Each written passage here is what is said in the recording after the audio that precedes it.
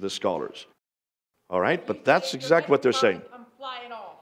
That's right. Your head would be flying off if Nathan were to say it. So let us, those of us who are trained, this is polemics. This is not for you to use, okay? This is for you to be blessed by and to be encouraged by. Because this is the material that now most of the Western scholars are now agreeing with. But they didn't agree with this 10 years ago. This is all now coming to fruition even as we speak. Now, here are their concerns. If so much of the history of early Islam was written down so light, why did it take so long to write it down? When we ask Muslims that, they say, well, because they couldn't read and write at that time. Now, please. They controlled all of North Africa. By the time that Abd al-Malik comes to power, from Spain in the west all the way to India in the east was under their control. Are you telling me from Spain to India nobody could read or write? What about Alexandria, the great library of Alexandria that was destroyed in the 5th century, 200 years earlier? What are libraries made up of but books? Who was Zayd ibn Thabit, the man that wrote down the Quran in 632? He was given the responsibility by Abu Bakr to write down the Quran. He was the secretary of Muhammad. What do secretaries do? They write. Otherwise, they're not called secretaries. The fact that even the traditions claim that the Quran was written down during the time of Abu Bakr, within 2 years of Muhammad's death, proved that there was writing. What's more, let's just look at a map here. Oh, let's go back before. So, why did it take the biographers and 200 years to write down their biography of Muhammad? And where did they get their material from? Well, we know that Al-Bukhari had 600,000 of these hadith that was given to him in the last 20 years of his life. That's 850 to 870. 600,000, and he whittles them down, throws out 98% of it, only keeps 4,700. Sorry, 7,400. Boy, I'm getting my numbers mixed up. 7,400 of them, actually 7,397 to be exact. That means he threw out 98% and only kept 2%. What was his criteria for keeping that 2%? Why did he throw out the 98%? And how did he know that it was not good material? And why did he destroy it? Wouldn't you like to see it today? I would love to be able to look at that 98% that he threw away to see why he threw it away. But all gone, finished, kaput. So therefore, the scholars are asking, can it be trusted?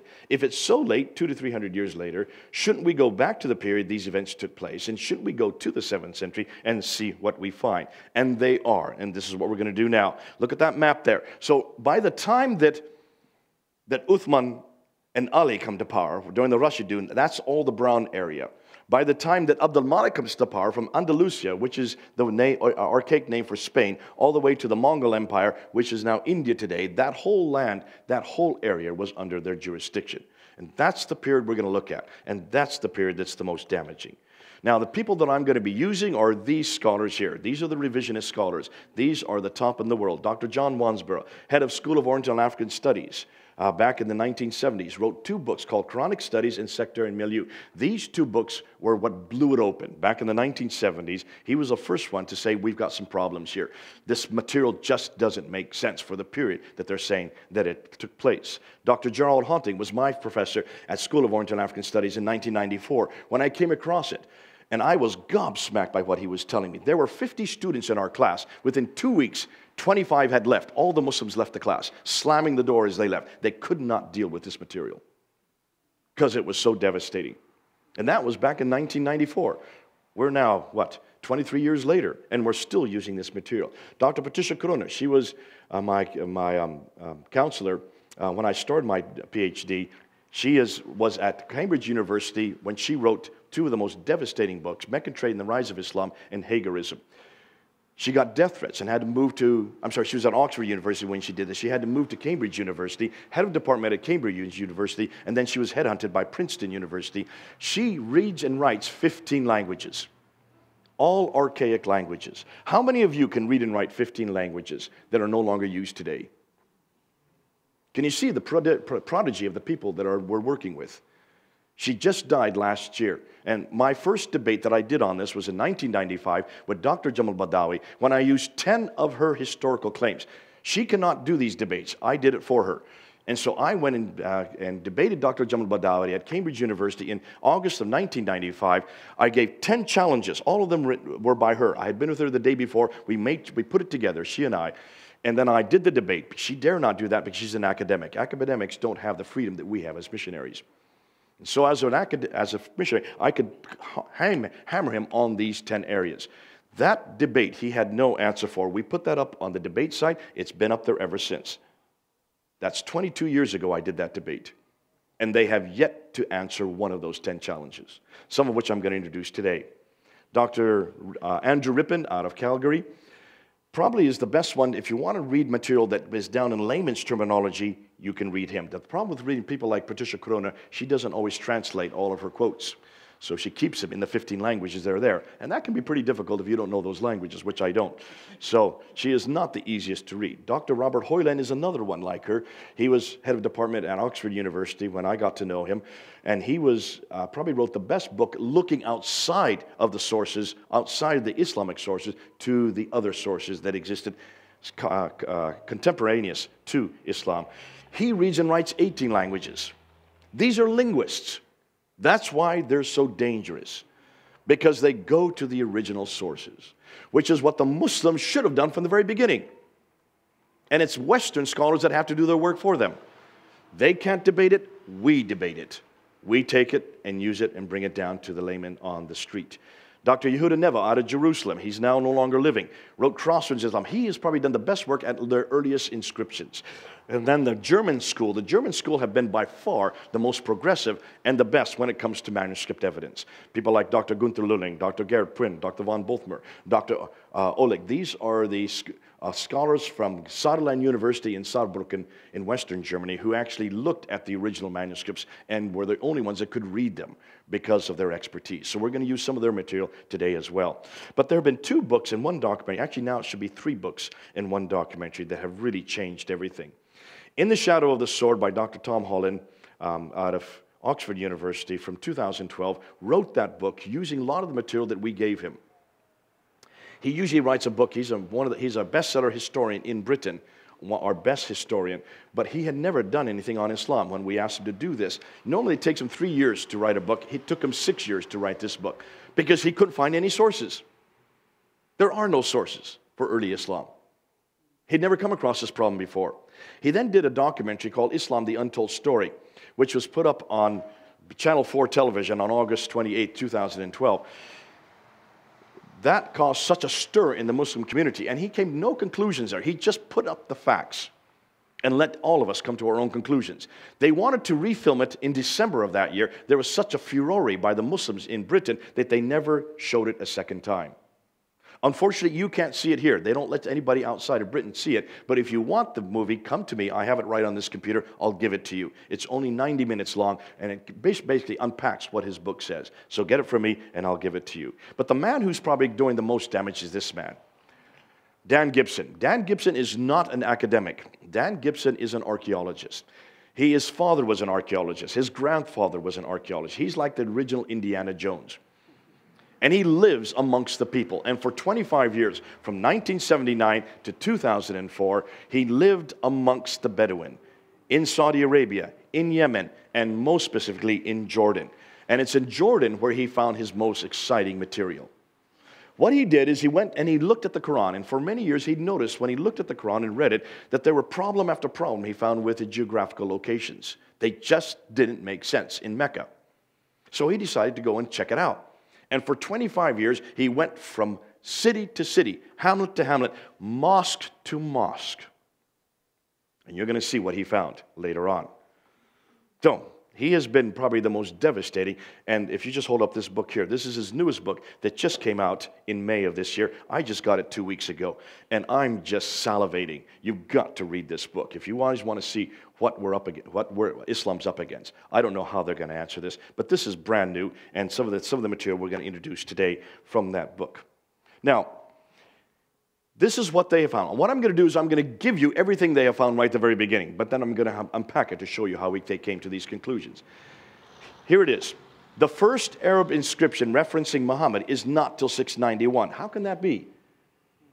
If he was born in 570 and he died in 632 and he lived in two cities called Mecca and Medina, why is it there is no reference to him anywhere with any Arab by any Arab sources? No Arab sources has a reference to him until 691, 60 years after his death.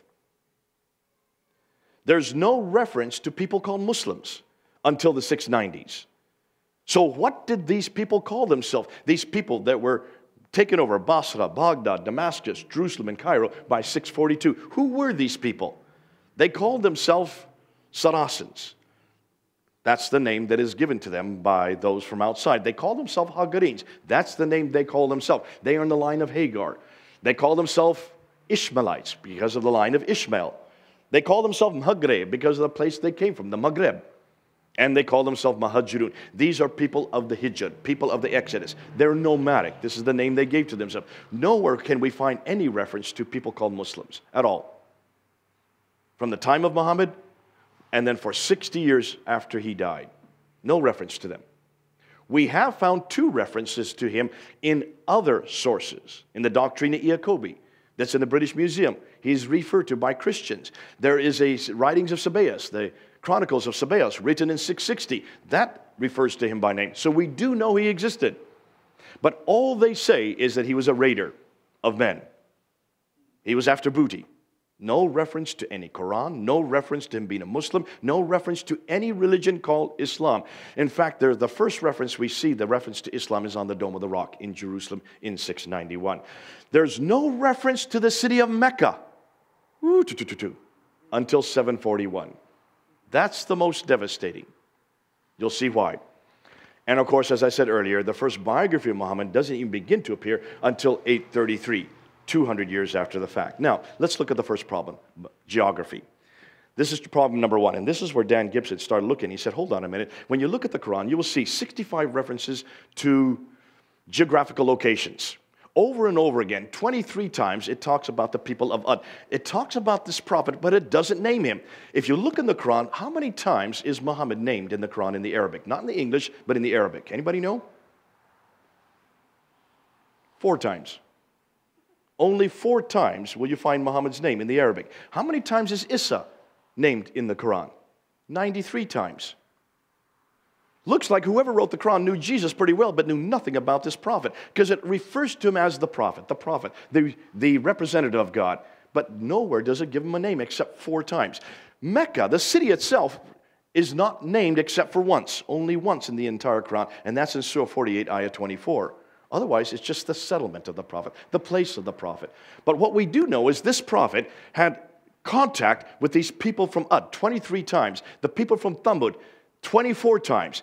The Ud would be the Uz that we have in the Bible. The Thamud would be the Nabateans. Hold on to that word, Nabateans. Ooh, I love that. The Nabateans has contact with this prophet over and over and over again, and 7 times with the people from Midian. Take a look and see where Thamud, Ud, and Midian are. They're way up north. Here's Mecca, way down here. I wish I had a pointer, one of these lasers. Anybody have a laser pointer on them?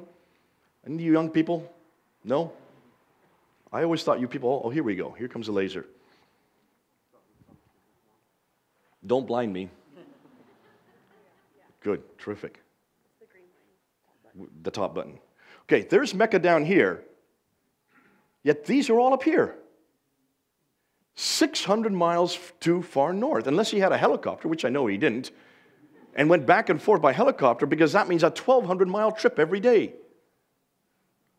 What's more, when you look at the Quran in these 65 geographical locations, 9 places named, 600 miles, all of them are in the wrong place. When you look at the Gospel of Luke, just look at the Gospel of Luke, there are 110 geographical locations, 31 places named, and every one of them are correct.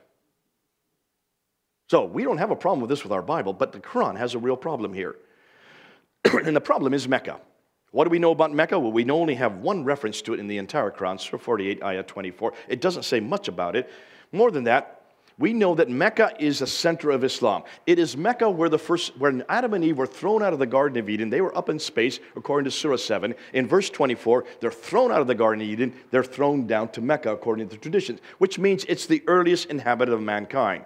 We do know in Surah 21 that Abraham is in Mecca. I had no idea Abraham was in Mecca. I thought he was 600 miles further north, up in Canaan. But according to the Quran, he was in Mecca, he goes into the Kaaba and destroys all the idols in the Kaaba. That's in Surah 21. We also know that Mecca was the center of trade, north, south, east, and west. That's the trade route theory put together by Montgomery Watt in the last century. So therefore, it has to be older than 1900 BC, when Abraham was living, and it has to be older than the trade route theory, which would have begun in the 2nd century AD. So there should be someone who knows about this place Mecca, right? Well, we also know about this Mecca that it has lots of vegetation. It's in a valley with a parallel valley, according to the traditions. It has a stream running through it. It has a pillar of salt, which this prophet would pass in the morning, and then when he comes back in the evening, he would pass that pillar of salt, referring to Lot's wife. Take a look at Mecca. There is no valley in Mecca. There is no parallel valley in Mecca. There would be no pillar of salt near them. It says that, according to traditions, that it has fields. This place where this prophet lived has trees, grass, fruit, loam, has olive trees. Now that's a problem because there are no olive trees at all in Arabia. The only olive trees that exist anywhere are in the Mediterranean, around the Mediterranean, which is 600 miles further north. Mountains overlooking the Kaaba. There are no mountains overlooking the Kaaba. Mecca is not in a valley, has none of these listed above because it's too arid and too dry. Take a look at this map. This is a map from the 7th century Byzantine map. What's missing? Mecca is missing. Here's another map. Right where the question mark is where Mecca is today. Now, these are authentic maps from the 6th century. Can you see? Mecca is not on this map. Here's another map from the 7th century. Mecca still doesn't exist. Here's another map from the 7th century. Oop, Mecca's still not there. We can't find any maps anywhere. If it's such an important city, if it's a city that Abraham lived in, if it's a city that all the trade north, south, east, and went through, why is it not on any map? These are authentic maps. These are not modern-day maps. Now, this is a modern-day map redacting back to the 7th century. And this is the map that Patricia Corona looked at, and she saw there was a problem. Because we have always been told by Montgomery Watt and others that all the trade came from India or China over in here, but it couldn't go this way because of the Hindu Kush, the Himalayas. So it had to come up through this way, had to come across from the western coast of India, across the Arabian Sea, up through the Persian Gulf, and then they would take the trade over here into the Mediterranean. That was the trade route that always existed from the 2nd century BC up until the 7th century AD. But in the 5th and 6th century, the Sassanids, who were the Persians, were battling the Byzantines, who were over here. Back and forth. They were battling back and forth, which shut down the Persian Gulf. This got shut down. They couldn't go this way anymore. So they had to redirect the trade down to here, down to Aden. That's Aden in what is Yemen today. And then they took the trade up through Aden, Najran, Sana, up to Taif. Right here's Taif. Then it jumps down. Can you notice that there's a jog there? There's a jog right there down to Mecca, which is about 1,000 meters down, has to come back up to Yathrib, Khaybar, Tabuk, and on up to Gaza in the north. Now, Patricia Corona looked at this map. She said, that's a problem. Why is it that Mecca's not on the trade route? Why would you have to come 1,000 meters down to a place that had no water? How could that have accommodated any caravans? And why is it no one's noticed this before? So she reads and writes 15 languages. She went right back to all the trading documents from the 2nd, 3rd, 4th, 5th, 6th, all the way up into the 7th century, read them in their original tongue, and she noticed that all the trade was maritime. My 10-year-old son saw the problem with this. See if there's anybody here that sees why it would, where's the problem with this whole theory of coming across the Arabian Sea and going up through that way, across the Western Plateau. Okay, Jesse's got it, and someone over here's got it as well. Why would you take the goods off here in Aden when you have a waterway right here? See the Red Sea right there?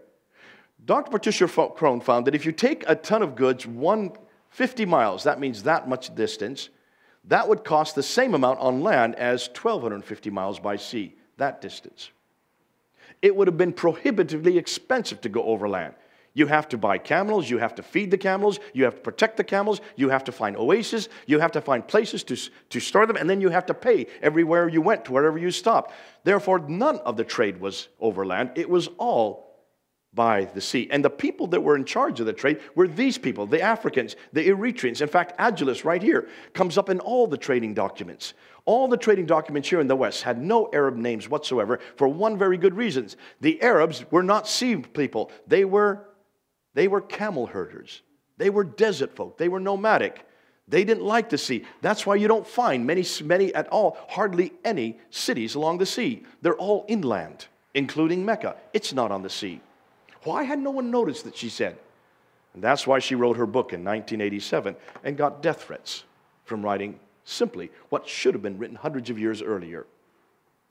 So she looked and tried to find any reference to Mecca. And the first reference she could find to Mecca was the Apocalypse of Pseudo-Methodius Continuato Byzantia Arabica in 741. Muhammad died in 632.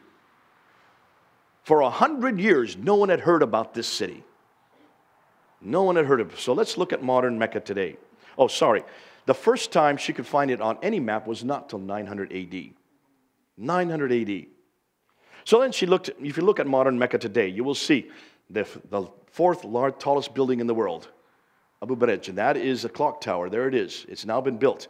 There's the Kaaba right there. They're building now, in the process of building. This is going to be the center of time. They want to take Greenwich Mean Time and make it Meccan Mean Time, MMT, sorry. They want to change all our clocks to now be controlled by Mecca. And they're now building 62 skyscrapers all around the Kaaba. That's how it's going to look like in the future. That's the future of Mecca, completely cemented up. Take a look at this map here, this picture here. You can see there's the clock tower, the fourth highest building in the world, the largest clock tower on earth, modeled after Big Ben. There's the Kaaba right there. Look at all this buildings going on. That is the Prophet's house. There is his wife's house, Khadija's house, it's completely being cemented over. Now, here's the thing. Whenever you go down to an archaic place, whenever you go down to an ancient city and you build there, especially large buildings, you've got to go deep into the ground, don't you? You've got to make foundations. If you're in Jerusalem or in Amman, if you're in Damascus, any of these archaic cities, whenever there is any buildings going on, whenever they dig into the ground, they have archaeologists come on land. They come here. Why? Because as you dig down, you come across artifacts from many years and centuries of cities that existed earlier. And you take these artifacts out and they take them, they put them in museums. And that's why they love building sites, because the builders do the job for them. They have the machines to go deep into the earth. That's what's happening here. There are 62 of these buildings now being built. You can see the cranes there. So the archaeologists are there. And guess what the archaeologists have found? Zero. Not a thing. Can you now understand why they're cementing everything up? They know as well as we do that the Mecca has no history. It doesn't even go back to the 7th century. And it certainly doesn't go back to 1900 BC. And certainly it does not go back to Adam and Eve. No ruins or discoveries have been found when excavating the foundations. So if you have a problem with Mecca, then can you understand there's a problem with the Qibla? Now let me define the Qibla. When any of you go to any mosque anywhere in the world, you go into the mosque, there's always called the Qibla wall. There's one wall that is designated the direction of Mecca. Every mosque is built with that direction. Now, when they take over churches in Britain, what they do, the churches are all over the place because there's no Qibla in a church. And so what they do, they'll take the church and they'll destroy where the preacher is. They'll take out all the pews, put rugs down, and they'll usually do it at an angle like this, because that has to be where the Qibla is. So the churches all over London, we're closing about 2 church doors a week in Britain now. And the people that are buying them up are Muslims, and they make them into mosques. The first thing they do is they throw out all the pews, they destroy all the beautiful stained glass windows, put plexiglass up, and then they make their Qibla. And you always know where a Qibla is because it has a mihrab. A niche in the wall like that up there. You can see the mihrab there. They put a niche in the wall, and that's where every Muslim is to pray. Now, every Muslim can pray during the day by using an app on their iPhone, or they can have this is in my hotel there in Kuala Lumpur, there was an arrow saying where the Qibla was, so I could pray if I wanted to in my hotel room. The Qibla is sacrosanct. You have to know where Mecca is. Doesn't matter where you are. When we were flying in Malaysian Airlines, they had a Qibla on the television screen that kept on moving as we moved. So Muslims could get out at the time of prayer in the aisle and pray towards that direction. That's known as the Qibla, which was then created in 624. The 624 is when the Qibla was created, according to Surah 2, ayah 145 and 149. In the Quran, it says that the Qibla was redirected from Jerusalem back down to Mecca. So from 624, every mosque should be facing Mecca, correct? Which means every mosque, because there were no mosques before 624.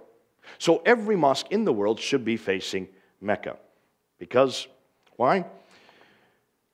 Because of Surah 2, ayah 143 to 150. Now, back in 1905, two scholars, Dr. Creswell and Dr. Fahravari, were going around the Middle East, and they came across three mosques, two in what is today Iraq and one in what is today Egypt.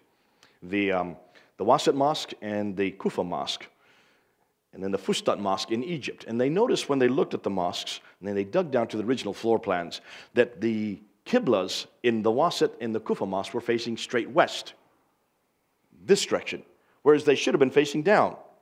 So they're facing this direction, they should have been facing down to Mecca. The one in Fustat was facing straight east. They thought it was Jerusalem, which makes sense because it's pretty close to Jerusalem. I thought it was Jerusalem, and so I quoted this. I did a debate back 1998, and I was castigated by the Muslims because I said these mosques were facing Jerusalem, and they were laughing at me, the Muslims. They said, Jay, you're 3 to 5 degrees off. I said, okay, well, maybe they didn't know how to do their direction at that time. That was my excuse back in 1987, 1988. We now know something completely different. Jacob of Edessa thought it was Jerusalem in 705. He talks about the fact that the Arabs were praying toward Jerusalem, so he got it wrong in 705. Dan Gibson is the one that's corrected us all. And this book here, if you can just hold it up again, Tony, this book here is the one that now corrects it. This has just come out 2 months ago. So we're now finding where these Qiblas are. This is 25 years of research. What I'm going to do now is go very quickly what he found. All right, just sit back and look and see what he noticed. Now, he is the only one that has gone to every one of these mosques. He went to 65 mosques, physically went there, looked at them, every one of them. I'm not going to show you all 65. It would take me all day. Let's just go through a few of them. Here's the earliest one that he found, the Mosque of the Two Qiblas. It's even called the Two Qiblas, but nobody knew why it was called the Two Qiblas, the two direction of prayer. Until 1987, they then started refurbishing it, and as they renovated the mosque, they came across an entire little wing right down here that was off this direction. See, this is the direction of Mecca, there in Medina, but they came across a much earlier Qibla wall, which is going straight the other direction. Where was it facing? When you look and see where it's facing, take a look what it's facing. Now, he came to a mosque in China, 627. This is before Muhammad died. Muhammad died in 632. Take a look, and what you see here, whenever you see these 4 different blue circles, that is the Jerusalem direction. That is a direction from this mosque in China. That's where the actual mosque is facing. That's where Petra is. That's where Mecca is. And that's where Jerusalem is. Now, it looks like they're all facing the same direction until you pull it out using Google Maps just to show you. We're just using Google Maps to show you. And take a look where the red line goes and where the black line goes. The black line is towards Mecca from Canton or Guangzhou. The red line goes right through Petra, as far away as Canton. When he went to India, the Jummah Masjid in India, it's facing directly towards Petra in 629. Muhammad's still living at this time. Jami al-Akbar in Syria, in Petra, built in 637. This is now about 5 years after Muhammad's death. It's facing Petra. The Fustat Mosque that Fahravari and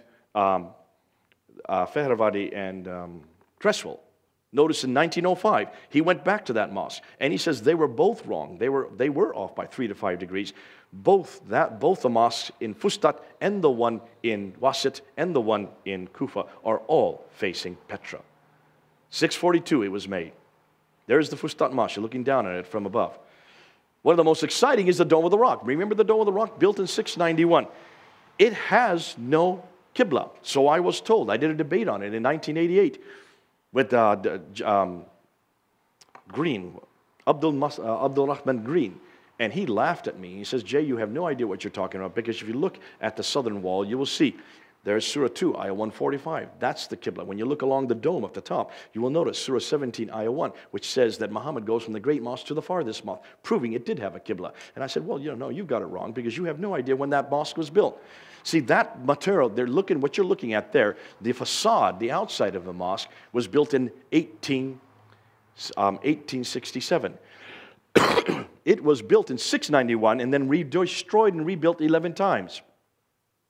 That's a little over 100 years old. The mosque you're looking at today. Not a mosque. And what's interesting is I'll get back to this, you'll come back to this, because you want to look at the whole citadel, what it's sitting on. Let's come back to that. That's 690. The Humayma Mosque in Jordan, 701. It's facing Petra. The Amman Mosque in Jordan, 701. It's facing Petra. The Grand Mosque in Sana'a in Yemen, now we're moved down to Yemen, 705. It's facing Petra. The Kirbat al-Minya Mosque in Israel, now we're back up to Israel, 706, it's facing Petra. You notice, every mosque so far is facing Petra. They're not facing Jerusalem, they're not facing Mecca. Not one mosque is facing Mecca. Notice how up to 706, Muhammad died in 632. So we're talking about 70, almost 80 years later, every mosque is facing Petra. And look how accurate they are.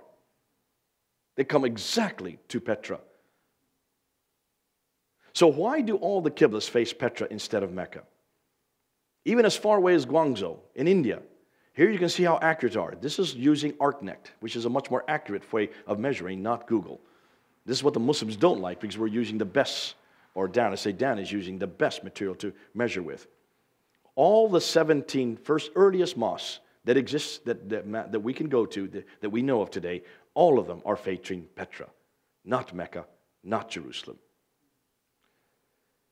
It's not until 706 that we finally get other mosques that are facing other direction, not Petra nor Mecca, but somewhere in between, like this one, the Wasat Mosque that I talked about earlier, or the Masjid al-Tariq Mosque in Iran. That's facing Petra again. Here we have the Al-Aqsa Mosque. Now I want to look at this one a little bit more carefully because this is where the Dome of the Rock is. There's the, I'm sorry, let's move to the next slide. When we get to Al-Aqsa Mosque, there's the Al-Aqsa Mosque here. Here's the Dome of the Rock. The entire citadel is facing this direction. And guess what face they're facing?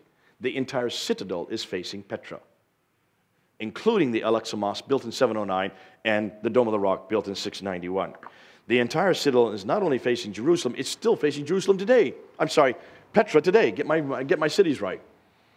The Jami al-Umayyah al-Kabir Mosque in Damascus, way up in Syria, it's facing in between. The Kirbat al-Mafjar Mosque in Jericho, it's facing Petra. Now we're into 714. You notice not one mosque yet is facing Mecca. Still, no mosque is facing Mecca. Anjar Mosque in Lebanon, it's facing Petra. This one's a good one because this one is exactly, it was abandoned overnight and has never been repaired. And that's why it's so good to look at, because you can see exactly where it's facing. 714, Muhammad died in 632. We're coming up to 100 years after Muhammad's death. They're facing Petra or somewhere in between. The Mosque of Umar in Basra, Syria, 721. It's in between. Here's the Mosque of Hayr al-Gharabi, Syria, somewhere in between in 726. And it's not till we get to this mosque in Banbor in Pakistan that we get the first mosque that's facing Mecca.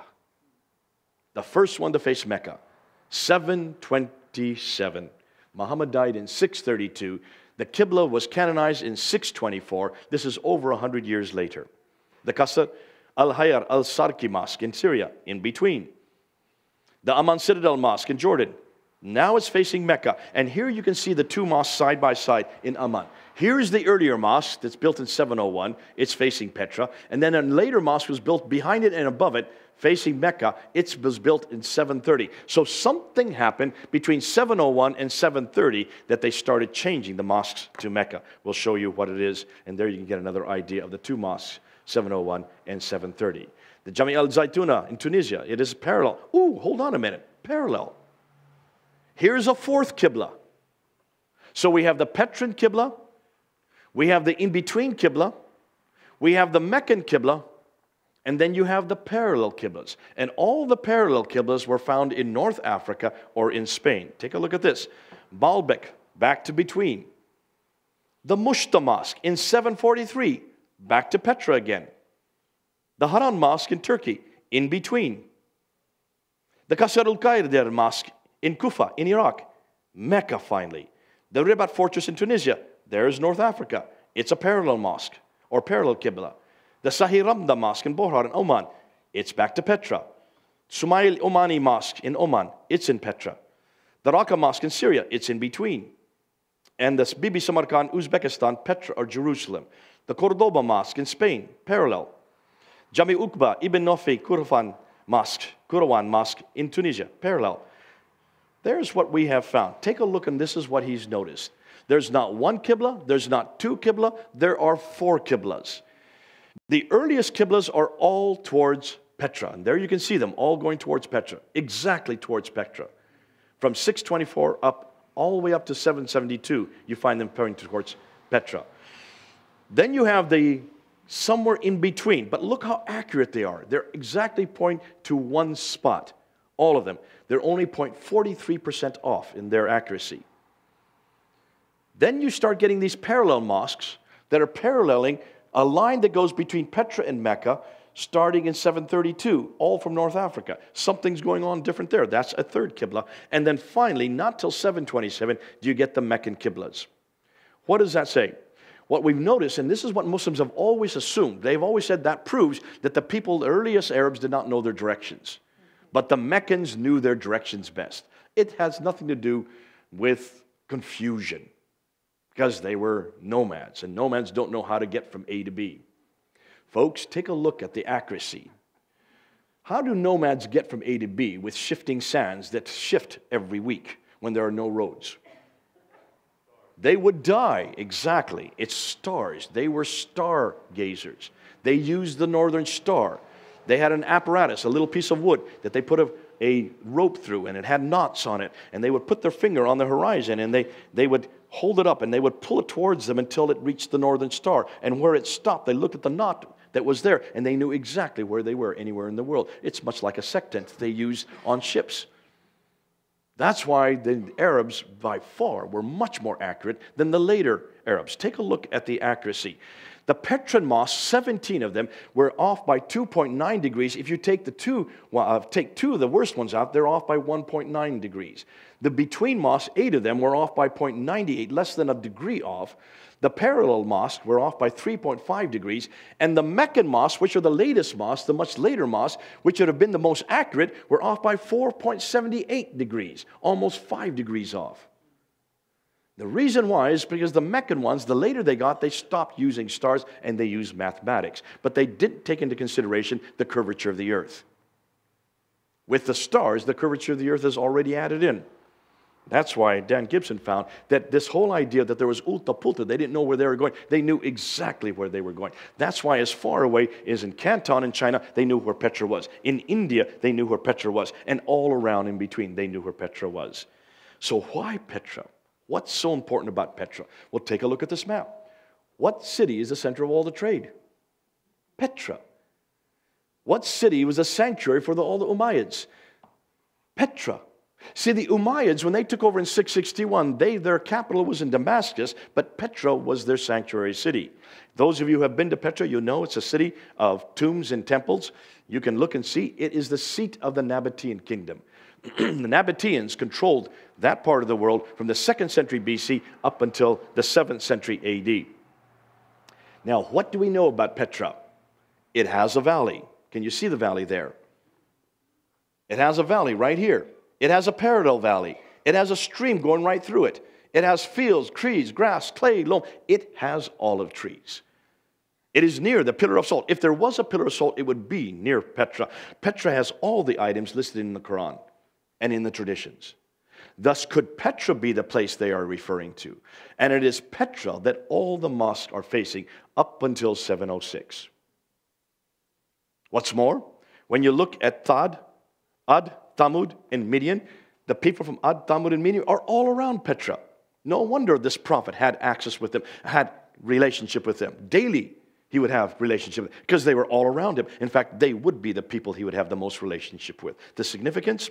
Nothing is known about Muhammad until the 7th century. His biography and sayings don't appear until the 9th century. His city, Mecca, isn't referred to until the 8th century. Thus, much of what we know of Muhammad is written down hundreds of years later and hundreds of miles away. It looks like he is nothing more than a later redaction, possibly by Abd al-Malik. Now, let's continue on, because we need to summarize.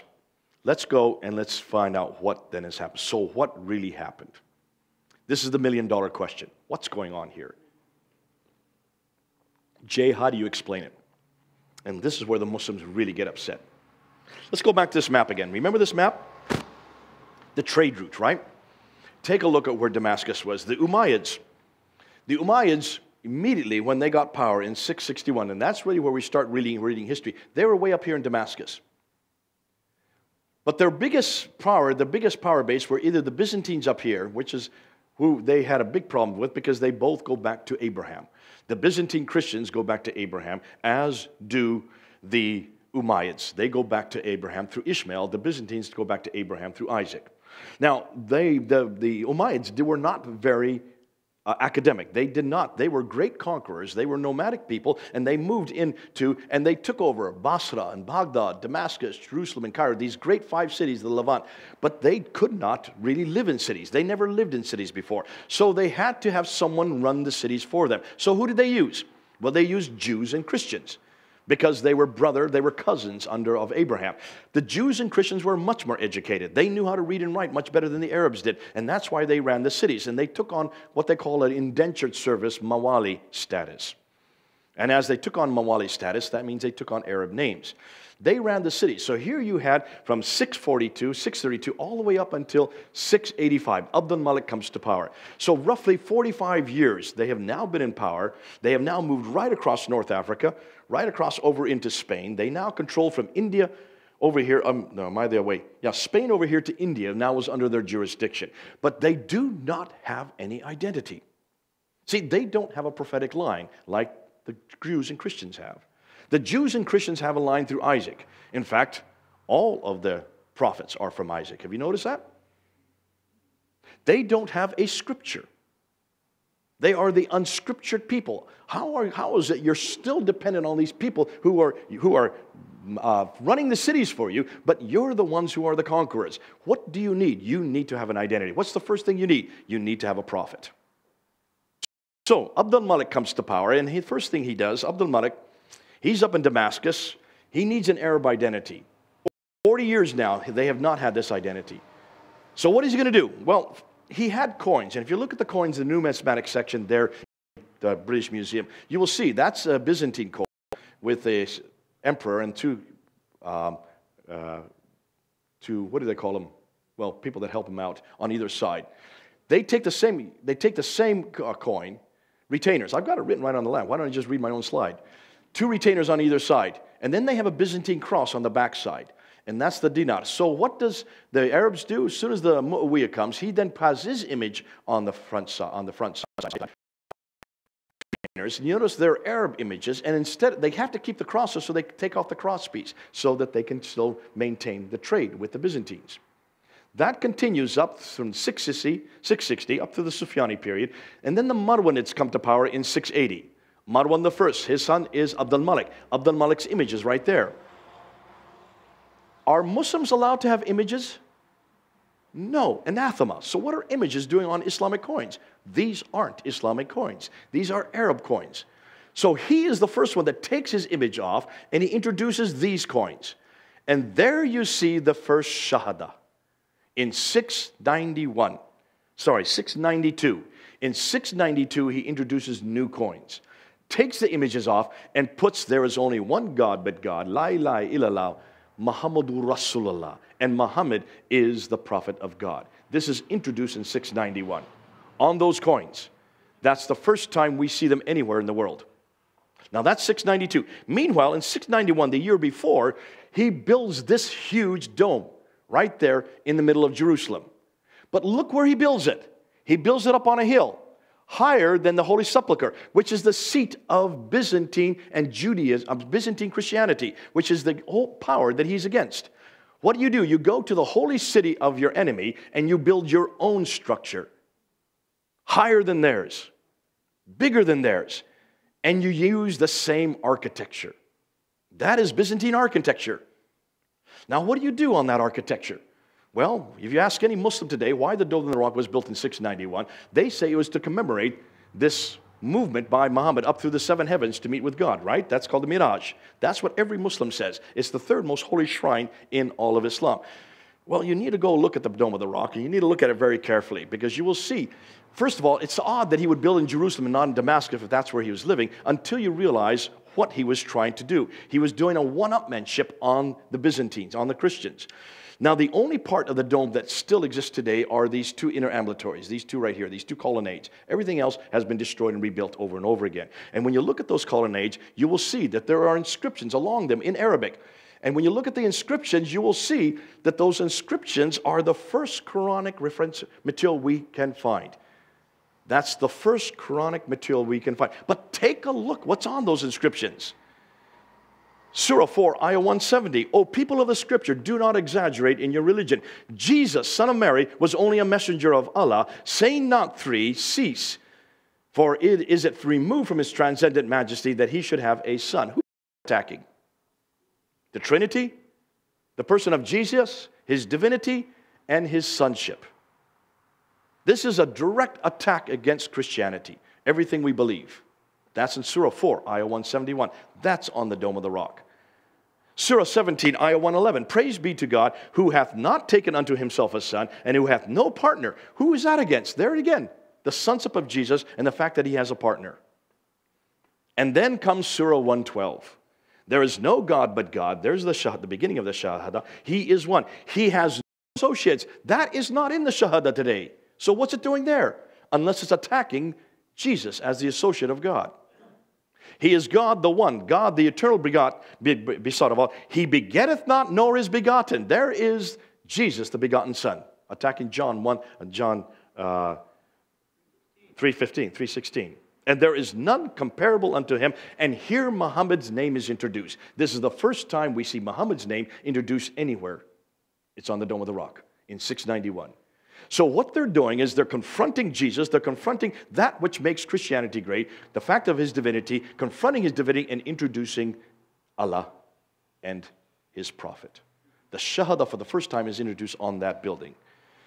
It's introduced at the same time on the coins. And then at the same time, we then have the inscriptions, the caliphal protocols. Now, Dr. Yehuda Nevo has looked at all the protocols all the way from 661 all the way up until 685. And he noticed that all the protocols, these are the official documents written by the caliphs during the Umayyad period. There is no Bismillah there. There is no reference to Muhammad there. There is no reference to any Quran there. There's no reference to people called Muslims. There is no reference to any religion called Islam. Yet these were the first Muslims in any of these caliphal protocols.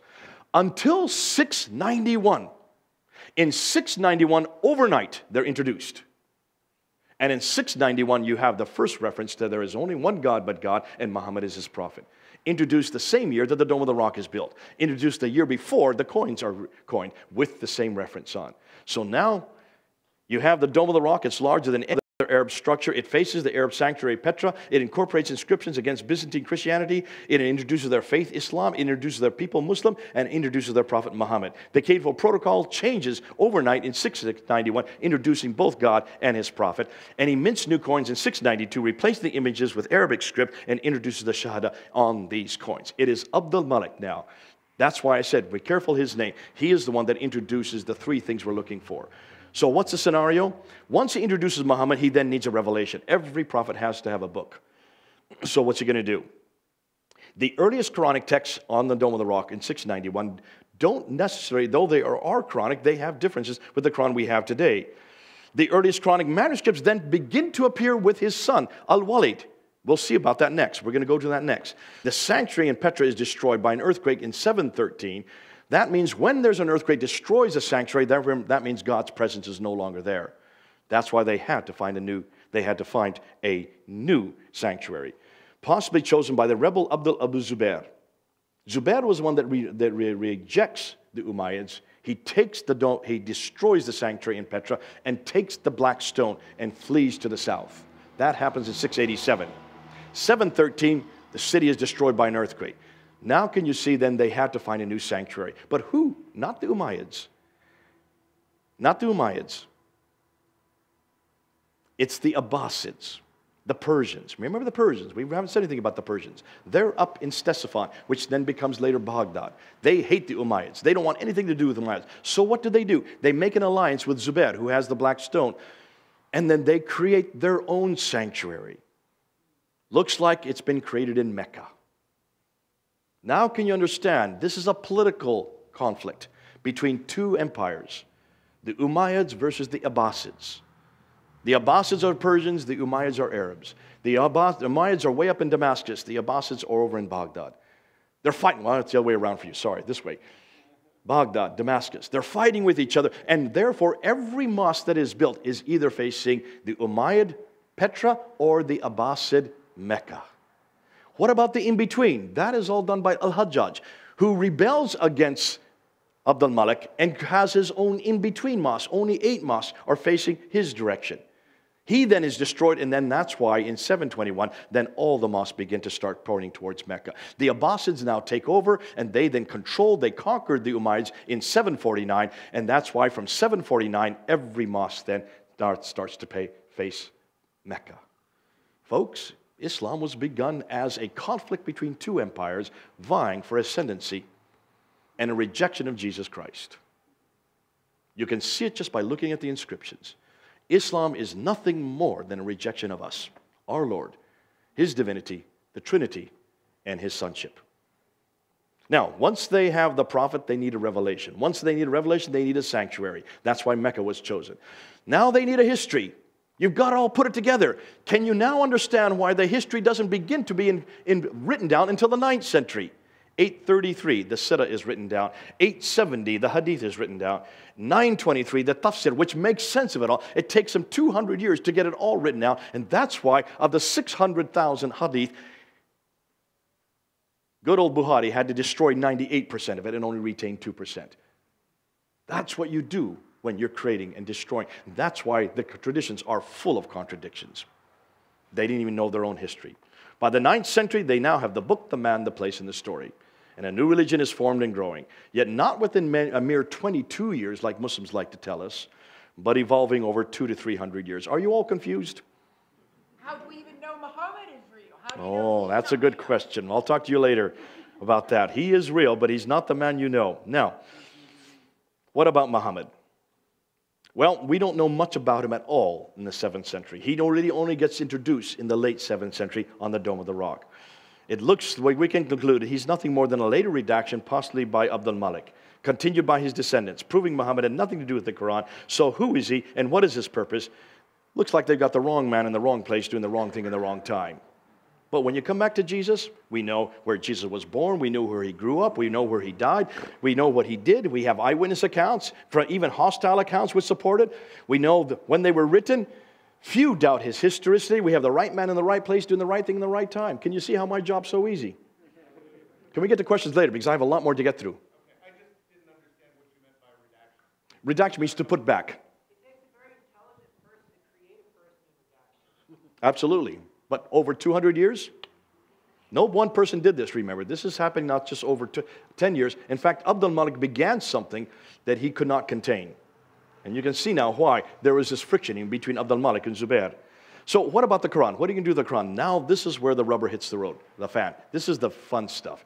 Because then we need to look at the Quran. This is what nobody wanted to touch. This is what Dan Gibson did not want to touch. This is what, help me, Judy, what's his name? Tom Holland didn't want to touch. They did not want the Quran because once you touch the Quran, then you get death threats.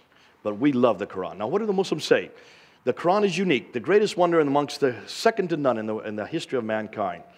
What do they claim? They claim that Muhammad forged it, bring therefore a chapter like unto it. To get anything that's better, you won't find anything better than the Quran.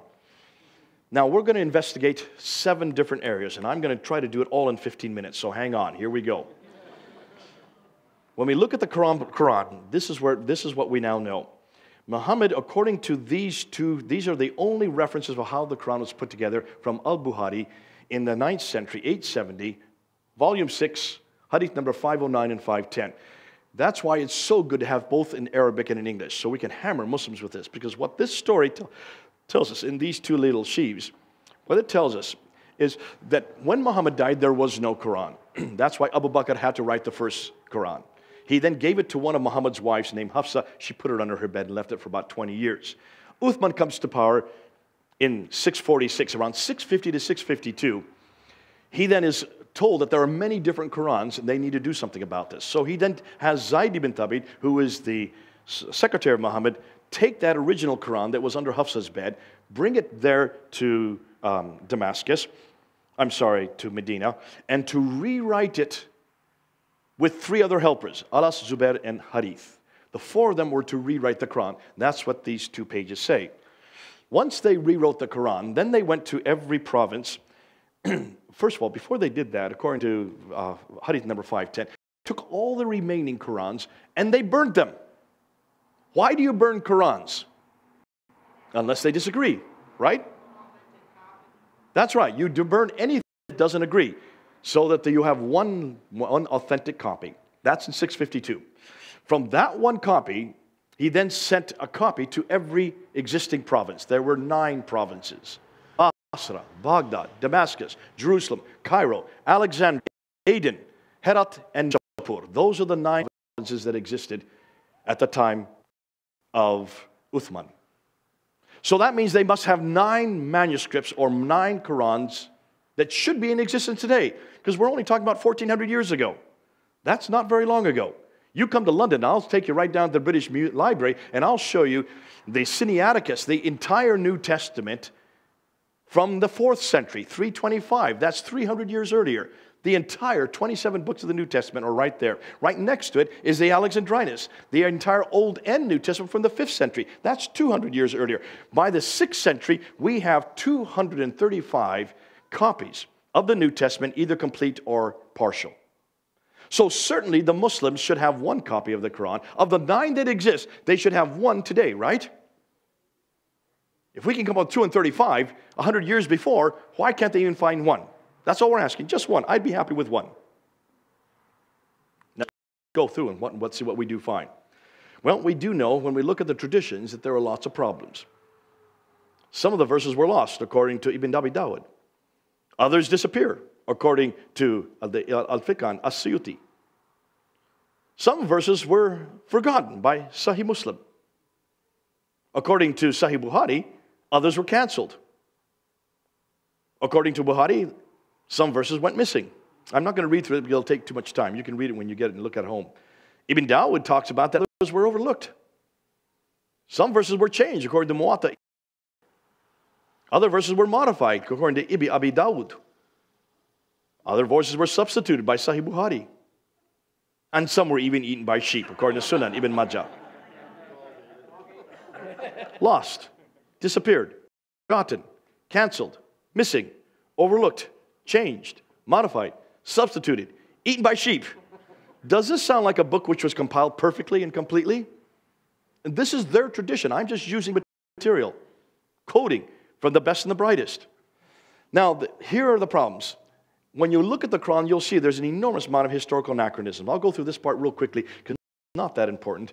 It introduces Samaritans too early. In Surah 20, mentions that Moses, there was a Samaritan who built the golden calf when Moses was up in Mount Sinai. Samaritans were built in, well, we know they were built by the Assyrian king Sargon II in 722 BC. Moses was living in 1400 BC. So unless he lived for 400 to 700 years, you cannot have a Samaritan that early. They had a mosque too early. According to Surah 17, Ayah 1, Muhammad went up to the farthest mosque. There was no mosque in 621 when he went up to Jerusalem. That was built in had to be built. That was not built to 690. You got a real problem. That's 70 years later. They have coats of chain that are much too early. In Surah 34, Ayah 10 to 11, coats of chain were not invented until the 200 BC. So you can see that would be impossible at that time. It assumes that crucifixions are too early, both in the story of Pharaoh and Moses, and also in the time of Joseph, that people were put on crosses. Crosses were only invented in 500 BC, not in 1400 BC, and not in 1900 BC. So they're off by 1700 years. And then it denies the crucifixion. The one time it should have got it correct, in Surah 4, 171, it completely denies it, though the historians all accept that that was Jesus on the cross. Thales, the Greek historian, mentions that in 52 AD. Phlegon also mentions it in 52 AD.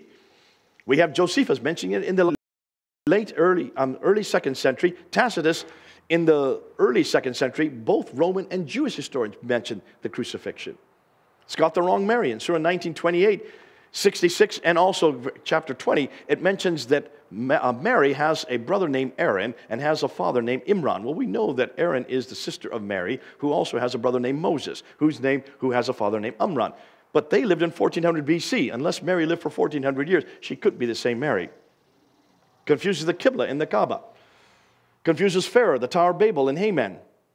Makes Alexander the Great an amazing... Oh, this is a great one, but I don't have time to go into it. But that's a lovely one. I love that one. It just laugh and laugh when you read that one. And then it gets the coins all completely wrong. Gets the wrong coins in the wrong place with the wrong people in the wrong time. Thank God we don't have that problem. When we look at Genesis 37, we have the right coin in the right place at the right time. Even the right dimensions, even the right price of a slave. Oh, I love it, in 1800 BC. That's how accurate our Bible is. But that's for another day, another story. So when we look at the history of the Quran, we can see that the Quran completely doesn't know whoever wrote the Quran didn't know their history. Now let's get to source criticism. When we look at the sources of the Quran, you'll see a lot of the stories have been borrowed from other sources. They look like biblical characters, but they're not the same stories you know. The story of Cain and Abel following the example of a raven burying its partner comes from the Mishnah Sanhedrin, chapter 4, verse 5. Even the reference to the blood of Abel comes from this Mishnah Sanhedrin in 4, verse 5, and the Targum of Jonathan ben Uzziah. The story of Solomon and Sheba in Surah 5, verse 27, comes from the second Targum of Esther. What are these Targum? What are these Mishnahs? What are these? Well, what are they? These are apocryphal writings. These are Jewish apocryphal writings. About 25% of the Quran we can now trace back to the source for every one of these stories. We know when they were written, we know why they were written, we even know who they were written by. The stories about Jesus make the same way. Many of the stories of Jesus just don't make sense. I had no idea that Jesus spoke from the cradle, but there it is in Surah 3, Surah 3, ayah 46. Fascinating, Surah 19 has that he tells his mother how to eat fruit from a tree. A baby telling the mother how to eat fruit, to shake the tree so the fruit falls down? Pretty amazing Jesus. That's not in my Bible, so where does it come from? These are the lost books of the Bible. These are Gnostic writings written in the 2nd century. In fact, all of these writings are written in the 2nd century AD and then incorporated somewhere in the 5th and 7th century into the Quran and then finalized somewhere in the 8th century, as we're going to soon find out, proving that they've got the wrong book. Why didn't they go back to the original Bible? The reason why is both the Old and the New Testament were not written into Arabic until the late 8th century. They were not translated into Arabic until the late 8th century. So they didn't have the original ones to go to. Look at all these borrowed Jewish signs. What about the poetry? About 30% of the Quran is made up of this beautiful poetry. Muslims say that proves that this has to be a miracle. Dr. Gunther Lulling looked at this poetry and he found that every one of these poetry, strophe for strophe, can be found in pre-Islamic Christian hymns written in Syriac in the 5th and 6th century. So if they're beautiful, give credit to who they belong. Give credit to the Christians that wrote them. Now we get to the real stuff, the manuscript criticism. Now, here's the claim that all Muslims make. They claim that the Quran is eternal. Surah 85, ayah 22 says that it has always existed. They claim it was sent down to a man named Muhammad. They claim that it was complete at the time of Uthman in 650s, and they claim that it is unchanged. There is no difference in the Quran we have today and the Quran that it exists in heaven. Those are the 4 claims. You can ask any Muslim. Just ask those 4 questions. Eternal, sent down, complete, unchanged. Can you remember those 4 words? Eternal, sent down, complete, and unchanged. Then ask them to prove it. Prove it. Which means they're going to have to find one manuscript that's from the 7th century that's complete and unchanged. That's all we're asking for. One manuscript of the original manuscripts of the 9 that existed from the 7th century that's complete and unchanged. Many translations today, but look at what they claim. Only one Quran. Gulen says that. Preserved in its original form. Hanif says that. Same throughout the world. Al-Dim, Zarabu says that. These are all scholars. Yusuf Ali, the great translator of the Quran, not even a single letter is different. Not even a dot is different. Maulvi Muhammad Ali says not even a diacritical point is different.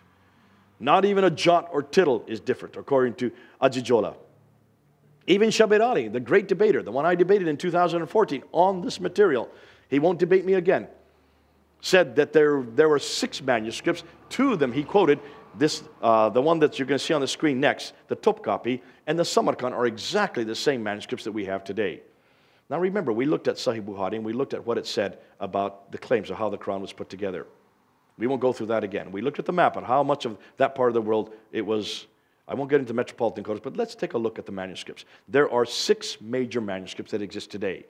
The Topkapi, the Samarkand, the Ma'il, the Husayni, the Petropolitanus, and the Sana. Those are the 6 major manuscripts. Now, when you look at those 6 major manuscripts, you will see they all exist. We cannot have access to them. And for 35 years, I've never had access to these manuscripts. The only 2 that Westerners have had access to was the Petropolitanus, because that's in the Bibliothèque Nationale in Paris, and the Ma'il one, which is in London. It wasn't until these 2 gentlemen, Ekmeluddin Ihsanalu and Tahir Altıkılıç, had access to these 6 manuscripts between 2002 and 2007. 5 years they were given access to these 5 manuscripts. They then wrote their findings in 2009. I got access to their findings in English in 2013. So we've only had access to it for 4 years. I immediately challenged Shabir Ali to a debate in 2014 there in Toronto. And I unpacked and I just quoted these 2 scholars. These are Muslim scholars. These are the only men that have had access to all 6 manuscripts. They own the Topkapi manuscript, the most important one. And this is what they're saying. We have none of Uthman's Musafs. None of them exist. Nor do we have any copies of these Musafs. Yep. You can get it. We have a copy. We have it in our library in London. We have the entire Topkapi that they wrote. The Musaf al-Sharif, I have it on this computer. You can see it afterwards if you want to see it.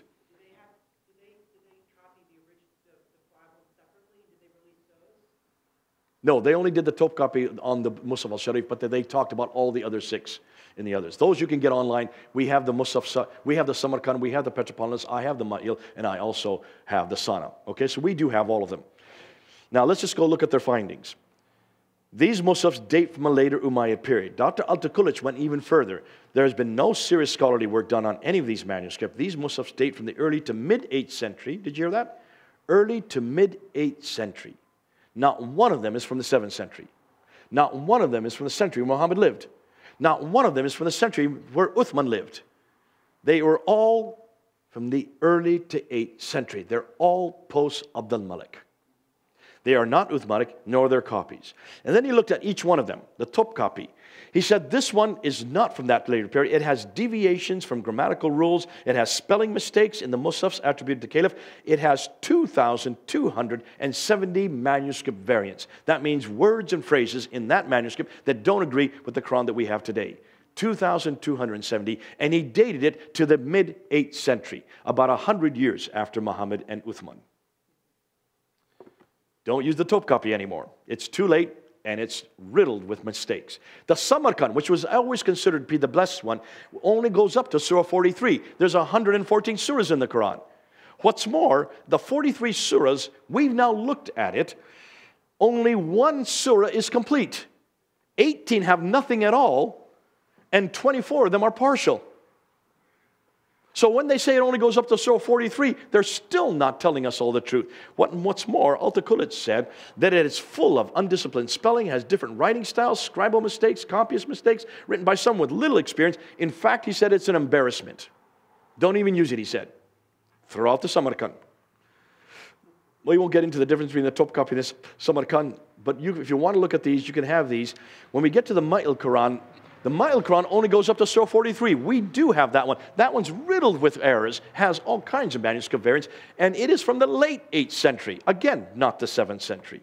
The Petropolitanus manuscript is only 26% of the Quran, the biggest portion of that manuscript, and in that 26% of the Quran, it has 93 variants. It is from the early 8th century. There are many differences between it and the 1924 one, the one we use today. The Husayni manuscript is dated, according to Altıkılıç, in the late 8th century Francois de Roche, who has now done more studies on it, he dates it to the 9th century because of the size and the kind of writing that it used. The Sana manuscript, the most exciting one, that has had most work done by the German scholars, they date it to early. This would be the earliest manuscript in existence, dated to 705. Muhammad died in 632. The Quran was compiled, according to Islam, in 652. This is dated to 705. But when they took pictures of it, they notice, here you can see Surah 19. Then it jumps to Surah 22. What happened to Surah 20 and 21? Right where the yellow mark is. What happened to Surah 20 and 21? Can you notice that that is a different script than over on this side of the page? Surah 20 begins right here at the top of the page in a completely different script.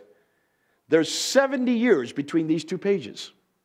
That is dated to 705. That's dated to the late 8th century. Now, every time you see an orange mark, see those orange marks there?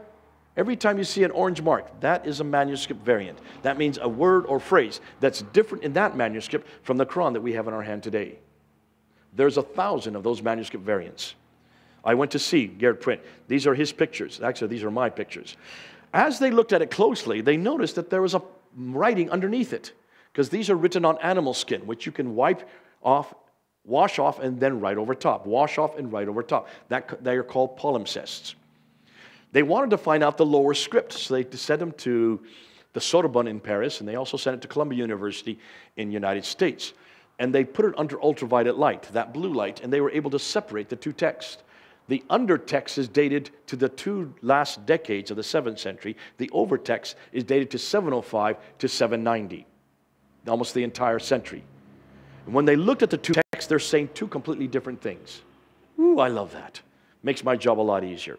So when they looked at the two texts, you can just give examples. The pink area is completely different than the top area. The yellow-green is different than the top area. Look at this. Here's an entire sentence that's missing from the pink area with the standard text that we have today. I won't go into all that because this will take too much time. Differences between the sonnet and the 1924. Those of you who want to get into this. That's what they found with the 6 manuscripts. So not one of the 6 manuscripts is from the 7th century. Not one of them is complete. Not one of them agrees with each other, and not one of them agrees with the Quran we have today. Ooh, that we knew in 2014. Now we get in, wait a minute, Brian, I know you have a lot of questions, just wait. Now we get into Dan Brubaker's material, and this is the most devastating. Dan Brubaker did his doctoral material on these manuscripts. He's a good friend of mine. He lives not too far from here. He has now been looking at these manuscripts. He's the first Westerner to been given access to these 6 manuscripts and 4 others. That's 10 of the earliest manuscripts in existence today. And he's filming all of them, trying to find changes in them. He wanted to find maybe 10, 15 changes. He'd been happy with that. Look what he found. He found insertions, erasers overwritten, overwriting without erasers, taping, selective coverings overwritten. When you look at the manuscript, you will see there are insertions. He found 390 of these insertions. These words written above the line at a later date, those are written after the manuscript was finished. Here you can see some examples. I'm not going to unpack them because there's too many here. We could spend all day on these. 390 that he found of those. Then he found 390 erasers where they've erased words. Right here, they've erased. There's another word, erasing. They're erasing the text after it.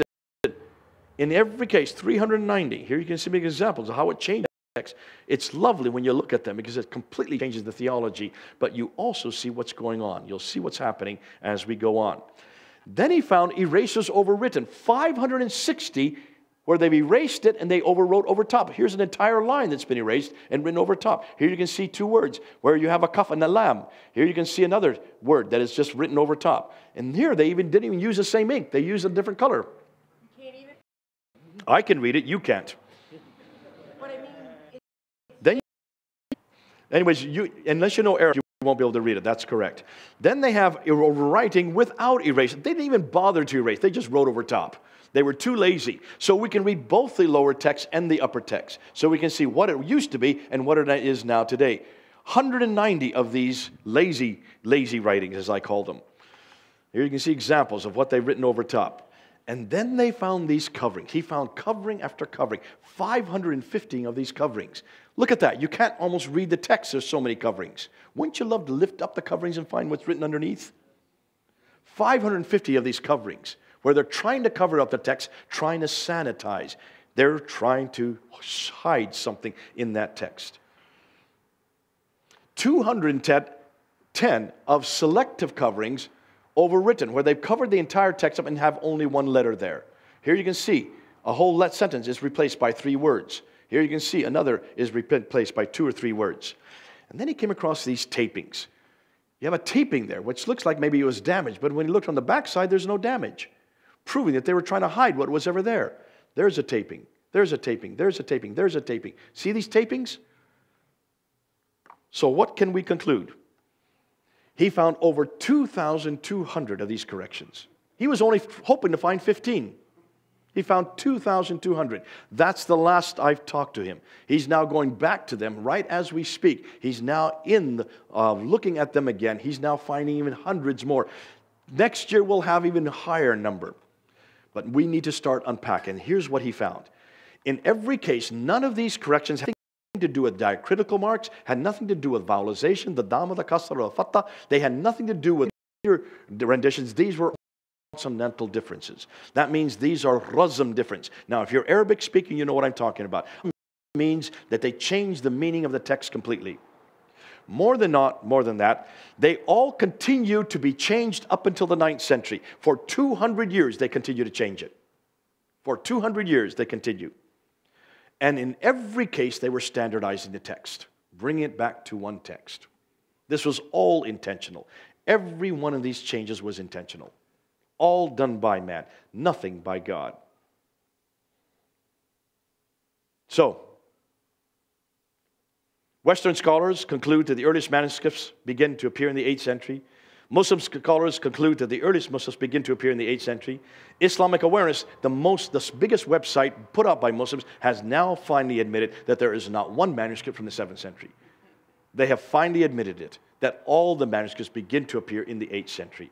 The latest research shows that even these Muslims have 7 forms of corrections dating up until the 9th century. Since the Muslims cannot prove that there are any complete manuscripts from the time of Uthman, the Quran is not eternal, was not sent down, was not complete in the 650s, and was not the same. It has been changed. Therefore, who is Muhammad and what's his purpose? Now, that's the ancient Qurans. Now we're coming to the last and most devastating material. Listen, I know we're over time, so if those of you who want to go, feel free to go. But this is the material that has caused the most anger that I'm going to introduce now. And this was done by one person on our team, Hatun Tash, a Turkish lady who's been on our team for the last 3 years. She found this out all by herself. What she found as she went around the Arab world, she started looking at Qurans, and she doesn't even speak Arabic, nor does she read Arabic. But she was hearing from many Arabs that a lot of the Qurans that exist today in the Arab world are not the same, that they are actually quite different. So Hatun decided to go and collect them. So she started looking. By that is when you look at the Arabic, you have basically 28 words. But when you look at the words, you will notice that there are 7 of them that do not need any diacritical marks. The alaf, the ya, the waw, the ha, the mim, lam, and the kaf. They don't need any dots above or below the lines. These ones you need, you can see those right there. There's 4 different letters there that would be 4 different words, depending if you put a dot, a na, a ba, ta, tha, a na. You can see why you need the dots to make a difference between that one, fine. And then you have these 2. These are the kaf and the fa. When you put them in the middle or the beginning, you would not be able to read them without knowing whether or not they have dots above it. So if you just look at these letters here, just take a look at those letters there. That looks like it's all the same word, right? Until you put dots on it, 22 different words. The same function, 3 different smiley faces, can make 22 different words. So she decided to look for these Qurans. She found 1, 2, 3, 4, 5, 6, 7, 8, 9, 10, 11, 12, 13, 14, 15, 16, 17, 18, 19, 20, 21, 22, 23, 24, 25, 26. 26 different Qurans, all in Arabic, that you can buy today. These are all modern Qurans. Now, she just texted me this morning. She's found another 5. We're up to 31. That's why I have 31 up there. I had to put that in quickly before today's. We're now up to 31. But she has been looking through all of them with her Arab scholars. We have now 15 Arab scholars that are helping her. And she's looking out of them. Now remember, she doesn't speak Arabic. I read and write Arabic. I don't even read and write it. And yet she painstakingly has gone through. Now let me show you what she has found. Every one of these, that there were 5 different cities. Mecca, Medina, Damascus, Kufa, and Basra. That there were students. Remember that I told you about the 9 manuscripts that were sent in 9 cities? Then there were students of those 9 teachers that went and had disagreements with their teachers. So they wrote other Qurans. Then their students had disagreements with them. So they wrote other Qurans. So by the end, we have 26 different students. Look at the dates. 854, 904, 812, 835. This is the 9th and 10th century that these Qurans were created. Muhammad died in 632. We're talking about 200 to 300 years later, they had these disagreements, and they wrote their own Qurans. We now have those Qurans today. So these have not been done in the modern day. These were done way back in the 9th and 10th century. Muslims have known about these for over 1,000 years, and they've not told a soul. And until Hatun Tash went and found them, and actually bought them, and brought them to London so we could look at them, and had the Arab scholars look at them, guess how many differences she found between these 26 Qurans? 45,339 differences. Ooh, Now, we introduced this a year ago up at Speaker's Corner, and we held them all up, and we got beat up. Not beat up, they tried to punch us. They were angry. Just a month ago, we went back with the 26 Qurans, and this time we showed the differences. We held up slide after slide and filmed it. We almost didn't leave the corner. You can go and look at this. You can go and look at video that's up there. They tried to grab these Qurans. They did not want us to leave with these Qurans. They were so angry because no Muslim has ever been told that there's a difference between the Quran. The Quran is always the same everywhere in the world and has never changed in 1,400 years. It's the same Quran that exists on those eternal tablets that exist in heaven. We show 26 Qurans with 45,000 differences between. And we just held them up. And then we showed 70 slides. Folks, it's dangerous to do that at Speaker's Corner today. Let me just show you what I'm talking about. Here's just Surah 2, Ayah 184, looking out between the Hafs and the Warsh. In one case, it says, and for those who can fast with difficulty, they have to feed a poor person. In the Warsh, which is used all over North Africa, and for those who can fast with difficulty may affect the redemption by feeding a poor man. Wait a minute. Is it one poor person or many poor persons that you get redemption? That has a theological difference. Or if you want to look at Surah 2, Ayah 271, is it he or we? He will remove and expiate our sins. Is it he that expiates our sin, or do we expiate our own sins? That has huge theological differences, depending on which word you use. Or here you go in Surah 3, Ayah 79, you teach or you know. Well, either you teach or you know. I'd like to know. Do believers teach the book, or do they really know the book? Surah 3, 146. And how many a prophet fought with whom were members of the Lord? Or is it, and how many prophets were killed? Well, if I was a prophet, I'd rather than be killed. Huge difference. So when Muslims say that there's no difference between these, what they call ahruf, just show the differences. That's why they wanted to grab these Qurans from us. But folks, you can buy these Qurans all over the world. Even if they had taken those Qurans, we would buy another 26, now another 31. So I'll just go through these real quickly. Because we are running out of time, and I want to make sure that we get through it all. 26 different Qurans, now 31 different Qurans, and you can see every one of them comes from 200 to 300 years after the fact. Now, what about the Birmingham folios? Now we'll end with this. The Birmingham folio, are you familiar with what I'm talking about? In Birmingham, back in 2015, 2 folios were found at the University of Birmingham in the library there that was supposedly the earliest Quran in existence. It was all over BBC, and this man here, David Thomas, went on to BBC that night on July 22nd in 2015 and said, we have a Quran here that they have used carbon dating their Oxford labs, and they have shown that the date for carbon dating is very inexact, but the dates for this particular folio is from 568 to 645.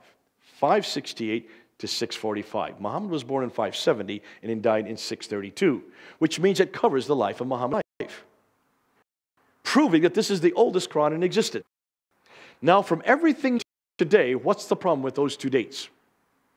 See, all over BBC and all over the world, they were clapping and applauding, saying, we have now the oldest Quran in existence. Well, they only had 2 folios. But what's an answer? How do we know that we can do it? Because we read both texts. So we can see why they're changing it. And what's interesting, in every case, when they're changing it, they're standardizing the text. And it looks like the top copy became the standard text. It has the best, the closest to what we have today.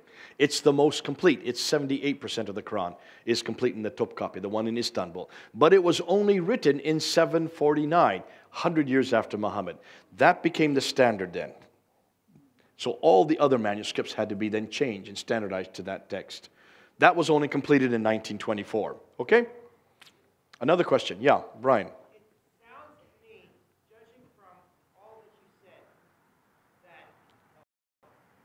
It seems that those corrections are dynamically done by, well, nominally copyists, but probably actually, in reality, people who are trying to add their own tiny little tweaks to it to modify it themselves, taking it on themselves personally. Do that, but and so the thing with the biblical, except for 1 John chapter 5:7.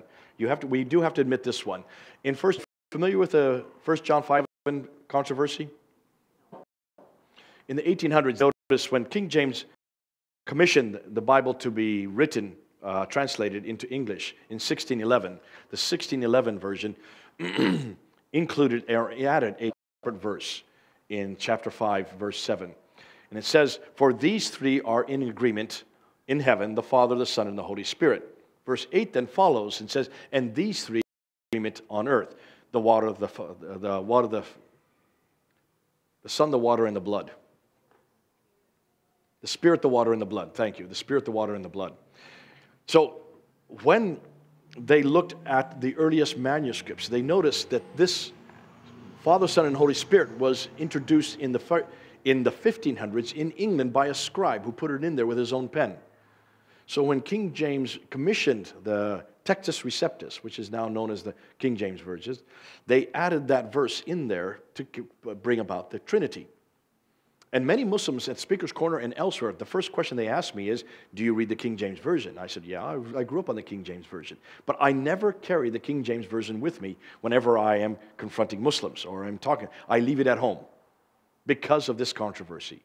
They will have the NIV or the NESB or the NEV or any other version, and they'll have you read it side by side, and they say, see, this is proof that you've corrupted the Bible, and this is how you got the Trinity. Because King James introduced the Trinity in 1611. No. A scribe introduced it in the 1500s. We don't need that, and we don't need that verse for the Trinity. And that's why NASB, NEV, and all our modern versions have thrown out that verse, and they put a footnote at the bottom of the page warning the reader that in the earliest manuscripts, in the Greek manuscripts, this verse is not found. Is it found in that one? It's online. It's on the Bible app. It's the manuscripts of the Vulgate. Testify in heaven, the Father, the Word, and the Holy Spirit, and these three are one. And there are three that testify on earth, and then parentheses says, not found in any Greek manuscript before the 14th century. Yeah. So we're clear about it. They're clear about it. I say very clearly that's something that they should have added in, but that's why we take it out, and that's why we are very honest as Christians. We make sure line before and after whenever there's a variant, and we warn the reader that these are variants. They don't change Scripture, and we don't need 1 John 5:7 to find the Trinity. Go to Matthew 28, verse 19 to 20. There it is. Go into the world, baptize in the name of the Father, the Son, and the Holy Spirit. That's a much better verse to use. Don't need 1 John 5:7, and that's why I don't use it. Just be aware of that when you work with Muslims. Don't use your King James with them. Keep it at home. All right? Yeah. What do the Muslims actually worship? The God, Allah. Now, okay, that's a good question. I knew this would come up sooner or later. God bless you for bringing it up, because this is a real controversy, and this is a big controversy in the church right now. How many people believe in the Arabic Bible, the name for God is Allah, right? In the Arabic Bible, our Bible, the name for God is Allah. In the Quran, God is Allah. How many of you here today believe that the Allah of the Bible is the same as the Allah of the Quran? Any show of hands? They're totally different. Not you, Nathan. I know what you believe. Is anybody going to go against Nathan? Do you believe, Brian, that Allah of the Quran is the same as Allah of the Bible? No. No one want to go? No one want to take me on this? But Allah of the Quran is the same as Jehovah.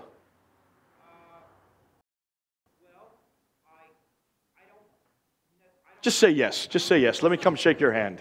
At least he's willing to go on. Okay, I want to thank you, Brian, for saying that Allah of the Quran and Allah of the Bible are the same. Now, this is what I do whenever a Muslim says this. I want to thank you, Brian. You have just finally admitted that Allah of the Quran is triune. You have finally admitted that Allah of the Quran entered time and space and walked and talked with God and with Adam and Eve. I'm so glad that you have finally admitted that Allah of the Quran died on the cross and rose again. And you finally admitted that Allah of the Quran has. God bless you for doing that. By that time, you usually pull your hand out of mine. What have I just done? Do you see why? And you can do the same thing. Because those are the 4 areas that we disagree with Islam when it comes to the divinity of Jesus. Those are the 4 primary areas that we disagree with Islam. Our God is triune. Allah of the Quran is always one. Tawheed. That's why they put the finger up there. He is always one, never time and space, never comes to earth, has no relationship with us. If he's never come to earth, he never died on the cross, and he never rose again. And he has no son, because if he has a son, that means he has an associate. Everyone knows that. Every Muslim, from the radical to the liberal, they all know that Allah is one. Never enters time and space, never died on the cross, and he has no son. He is not 3. So by just saying really quickly, how long did it take me? 15 seconds to say that. You have basically said, I agree that we share the same God, that I'm going to define what God is. Amen. I'm going to define my God in 15 seconds, because my God is 3 yet one. My God can come to earth anytime he wants, in any form he wants. He can come as a burning bush if he wants to. He can come as a cloud during the day, or a pillar of fire at night. He can come as a man, yes, anytime he wants to. My God is a big, big God. And the fact that your God cannot come as a man, you've got too small a God. Get a bigger God. Come on home, we've got him. So what you're doing... So do you see why, Brian, you cannot say that we share the same God? One step further. Thank you for your question. Who the Allah is of the Quran. Where does that name come from? And is it in our Bible, in the Hebrew?